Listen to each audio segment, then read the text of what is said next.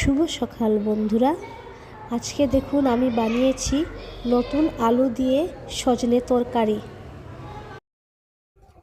সজনেটা দেখুন আমি কেটে নিচ্ছি, অনেক খোসা বেরিয়েছে কিন্তু।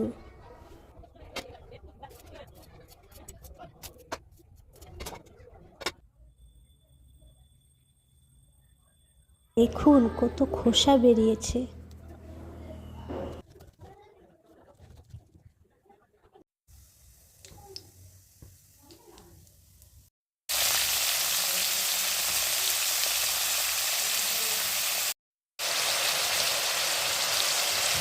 সজনেটা শুধু 2-3 মাসে পাওয়া যায়। একদম ছোটো ছোটো যখন থাকে তখনও খেতে ভালো লাগে, আর যখন একটু পোক্ত হয়ে যায়, একটু বড় বড় হয়ে যায়, তখনও খেতে ভালো লাগে। সব রকমই সজনেটা খেতে ভালো লাগে, কিন্তু ওটা শুধু 2-3 মাসই পাওয়া যায়। দেখুন সজনে তরকারিটা প্রায় বানানো হয়েই গেছে, নামিয়ে নেব।